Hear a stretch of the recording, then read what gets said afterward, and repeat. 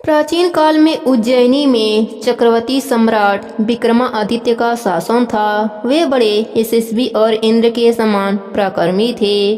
उनकी न्यायप्रियता और पराक्रम के चर्चे दूर दूर तक प्रसिद्ध थे। राजा की समूची प्रजा उन्हें स्नेह करती थी।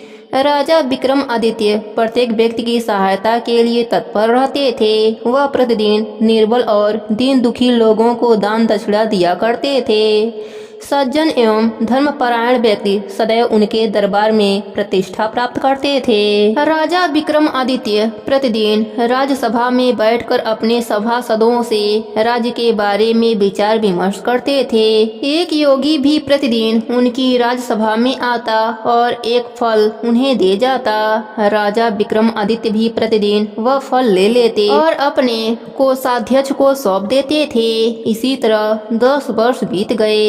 एक दिन जब वह योगी प्रतिदिन की तरह राजा विक्रमादित्य को वह फल देकर राजसभा से चला गया, तभी एक पालतू बंदर का बच्चा न जाने कहां से राजसभा में आया और राजा की गोदी में बैठ गया। राजा विक्रमादित्य ने बंदर को भूखा समझकर वह फल उसे खाने के लिए दे दिया। जैसे ही बंदर ने वह फल मुंह में रखकर तोड़ा तो उसके अंदर से एक बहुमूल्य रत्न निकलकर नीचे फर्श पर गिर पड़ा। यह देखकर राजा विक्रमादित्य को बड़ा आश्चर्य हुआ। उन्होंने वह रत्न उठा लिया और अपने कोषाध्यक्ष से पूछा, कोषाध्यक्ष जी, योगी द्वारा लाए गए सारे फल मैं तुम्हें देता था, वे तुमने कहाँ रखे हैं? यह सुनकर कोषाध्यक्ष ने डरते हुए कहा, राजन, मैं रत्न भंडार को खोले बिना ही उन फलों को खिड़की के रास्ते उनमें डाल दिया करता था। यदि आप आज्ञा दें तो रत्न भंडार को खोलकर देखूं। राजा विक्रमादित्य ने उसे आज्ञा दे दी। आज्ञा पाते ही वह रत्न भंडार में गया। जब उसने रत्न भंडार खोला तो यह देखकर आश्चर्यचकित रह गया कि उन फलों की जगह वहाँ ढेर सारे रत्न बिखरे पड़े थे। वह तुरंत वापस आया और राजा विक्रमादित्य से बोला, राजन, वे फल तो सड़ गए हैं, लेकिन उनकी जगह वहाँ रत्न बिखरे पड़े हैं। विक्रमादित्य ने कहा, वहाँ की सारी रत्न राशियों को निर्बल, दीन दुखी और गरीब लोगों में बांट दो। अगले दिन वह योगी प्रतिदिन की तरह राजसभा में आया। उसने राजा विक्रमादित्य को फल देना चाहा, लेकिन उन्होंने फल लेने से इनकार कर दिया। बोले, हे महात्मा जी, तुम मुझे प्रतिदिन इतना धन देते हो, अब मैं जब तक तुम्हारा यह फल नहीं लूंगा, जब तक तुम मुझे इसका कारण नहीं बताओगे। राजा विक्रमादित्य की बात सुनकर योगी उन्हें एकांत में ले गया और बोला, राजन, मुझे एक मंत्र की साधना करनी है। इसके लिए मुझे एक वीर पुरुष की सहायता चाहिए। उस कार्य में मैं आपकी सहायता चाहता हूँ। योगी की बात सुनकर राजा विक्रमादित्य ने उसे सहायता का वचन दे दिया। तब संतुष्ट होकर योगी ने उनसे कहा, राजन, मैं आगामी कृष्ण चतुर्दशी को यहाँ के शमशान में बरगद के पेड़ के नीचे आपकी प्रतीक्षा करूँगा। आप वहीं मेरे पास आएंगे। राजा विक्रमादित्य बोले, ठीक है महात्मा जी, मैं ऐसे ही करूँगा। कुछ दिन बाद जब कृष्ण चतुर्दशी आई, रात होने पर वे नीले कपड़े पहनकर, माथे पर चंदन लगाकर, हाथ में तलवार लेकर गुप्त रूप से राजधानी से बाहर निकल गए। चलते चलते कुछ देर के बाद वे उस शमशान में पहुंच गए जो योगी ने उन्हें बताया था। वहां भयानक गहरा अंधेरा छाया हुआ था। यह देखकर राजा विक्रमादित्य स्तंभ रह गए। शमशान में लोगों के जलने की दुर्गंध फैली हुई थी। अनेक जली और अधमरी चिताओं की अग्नि धधक रही थी। अनेक जंगली हिंसक जीव ठंडी हुए चिताओं के आसपास घूमते हुए नर मांस को खाने की कोशिश कर रहे थे। कुछ दूरी पर गीदड़ों का विशाल झुंड हुआ हुआ की आवाजें करता हुआ वातावरण को और भी भयभीत बना रहा था।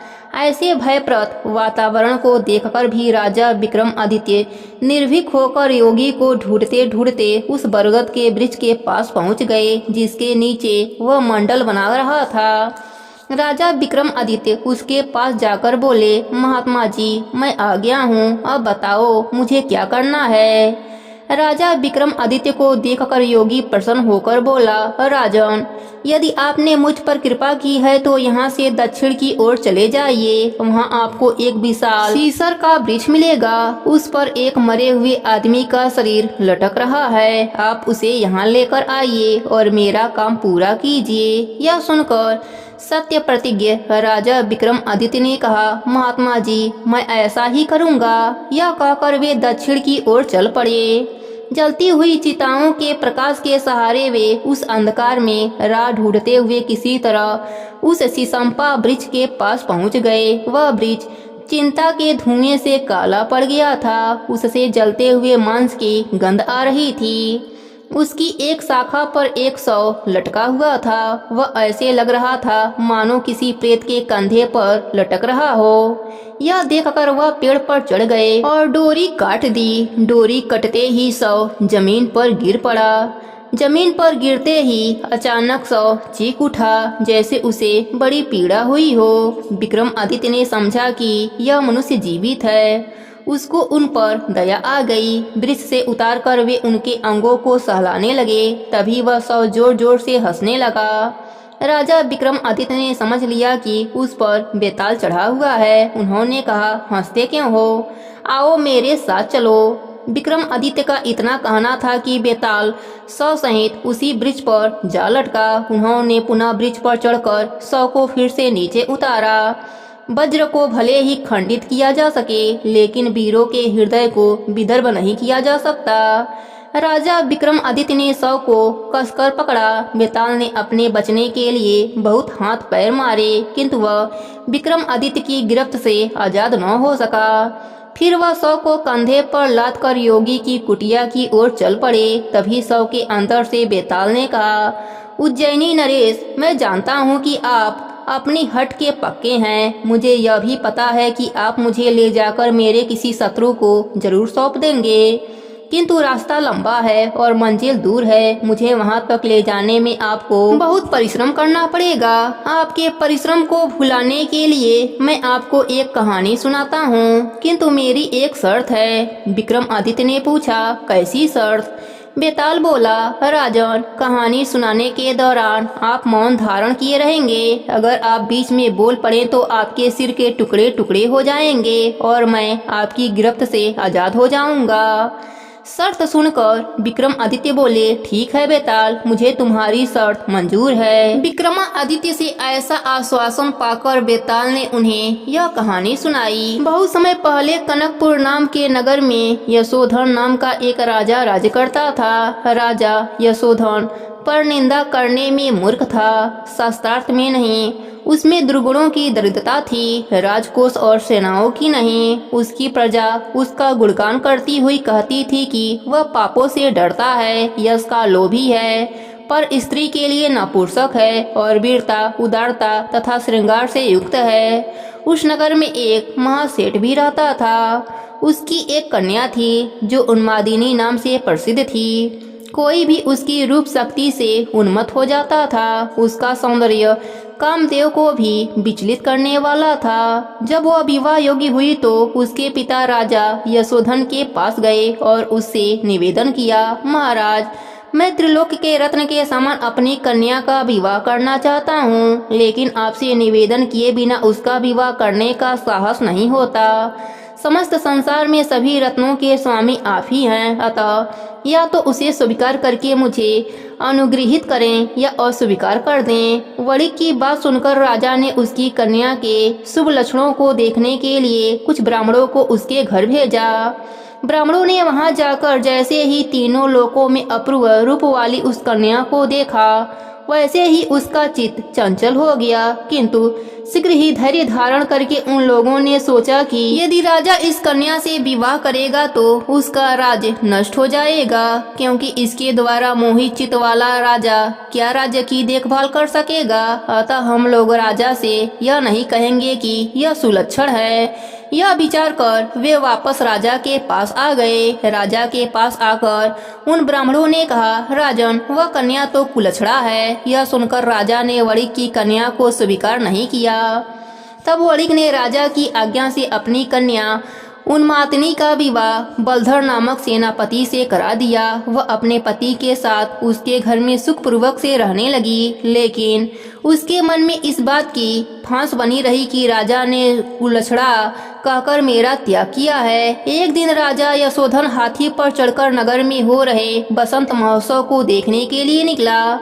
तभी उसकी नजर भवन की छत पर खड़ी उन्मादिनी पर पड़ गई। उसे देखकर राजा के मन में काम अग्नि की ज्वाला सुलग उठी। कामदेव के विजय शास्त्र के समान उसकी सुंदरता को देखते ही वह राजा के हृदय की गहराई में घुस गई और पलक झपकते ही राजा संज्ञाहीन हो गया। उसके सेवक उसे राजधानी ले आए। उससे पूछने पर उसे मालूम हुआ कि वह वही कन्या है जो उसे निवेदित की गई थी, पर उसने त्याग कर दिया था। ब्राह्मणों ने उसे कुलछड़ा कहा था। राजा ने उसे देश निकाला दे दिया।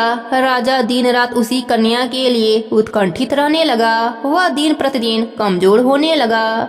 लज्जा के कारण यद्यपि उसने अपनी भावना को छिपा कर रखा था, किंतु बाहरी लक्षणों को देखकर विश्वासजनों के पूछने पर उसने अपनी पीड़ा का कारण बता दिया। उन्होंने कहा, राजन, इतना दुखी होने की आवश्यकता नहीं है। वह तो आपके ही अधीन है, फिर आप उसे अपना क्यों नहीं बना लेते?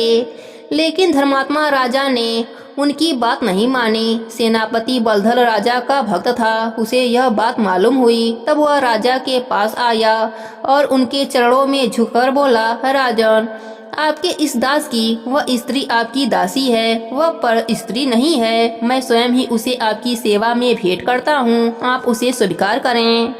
अपने प्रिय भक्त सेनापति की ऐसी बात सुनकर राजा क्रोधित होकर बोला, राजा होकर मैं ऐसा अधर्म कैसे करूंगा? यदि मैं ही मर्यादा का उल्लंघन करूंगा तो कौन अपने कर्तव्य मार्ग पर स्थिर रहेगा? मेरे भक्त होकर भी तुम मुझे उस पाप में क्यों प्रवृत्त करते हो जिसमें क्षणिक सुख तो है, पर लोक में महादुख का कारण है। यदि तुम अपनी धर्म पत्नी का त्याग करोगे तो मैं तुम्हें क्षमा नहीं करूंगा, क्योंकि मेरे समान कौन राजा ऐसा अधर्म सहन कर सकता है? अतः मेरे लिए मृत्यु ही श्रेष्ठकर है। यह कहकर राजा ने उसकी बात टाल दी। नगर और गांव के लोगों ने भी मिलकर राजा से यही प्रार्थना की। तब भी दृढ़ निश्चयी राजा ने उसकी बात नहीं मानी। राजा का शरीर धीरे धीरे उसी कामजोर के ताप से क्षीण होता गया और अंत में उसका यश प्राप्त शरीर ही बचा रह गया, अर्थात मृत्यु हो गई। उसकी मृत्यु के शोक में सेनापति ने भी अग्नि में प्रवेश करके अपने प्राण त्याग दिए, क्योंकि अपने स्वामी की ऐसी मृत्यु को वह सहन नहीं कर सका। सच ही कहा गया है, भक्तों की चेष्टाओं को जाना नहीं जा सकता। बेताल ने यह आश्चर्यजनक कहानी सुनाकर राजा विक्रमादित्य से पूछा, राजन, अब बताइए कि सेनापति और राजा इन दोनों में कौन अधिक दृढ़ चरित्र वाला था? अगर जानते हुए भी आपने मेरे इस प्रश्न का उत्तर नहीं दिया तो आपके सिर के टुकड़े टुकड़े हो जाएंगे। बेताल के प्रश्न को सुनकर आखिरकार विक्रमादित्य को अपना मौन तोड़ना पड़ा। वे बोले, बेताल, उन दोनों में तो राजा ही अधिक दृढ़ चरित्र वाला था। यह सुनकर बेताल बोला, राजन, उनमें से सेनापति अधिक दृढ़ चरित्र क्यों नहीं था? उसकी स्त्री अलौकिक सुंदरी थी। उसने बहुत समय तक उसके साथ सुख भोग कर उसका स्वाद जाना था। फिर भी स्वामी भक्त के कारण वह अपनी स्त्री राजा को सौंपने आया था और फिर राजा की मृत्यु के बाद उसने स्वयं को भी अग्नि में समर्पित कर दिया। लेकिन राजा ने उसकी पत्नी का त्याग कर दिया था, जिसके भोग रस का उसने आस्वादन भी नहीं किया था। बेताल के ऐसा कहने पर विक्रमादित्य ने हंसते हुए कहा, बेताल, कहते तो तुम ठीक ही हो, लेकिन इसमें अचरज की बात क्या है? सेनापति कुलीन वंश का था।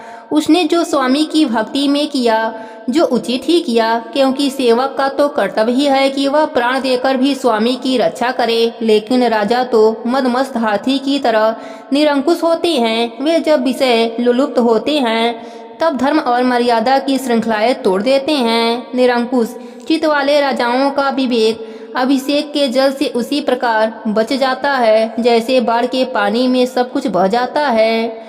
डोलते हुए चंवर की वायु जैसे रजकण मच्छर और मक्खियों को उड़ा देती है, वैसे ही वृद्धों के द्वारा उपदिष्ट शास्त्रों के अर्थ तक को दूर भगा देती है। उनका छत्र जैसे धूप को रोकता है, वैसे ही सत्य को भी ढक देता है। वैभव की आंधी में चौधियाई हुई उनकी आंखें उचित मार्ग नहीं देख पाती।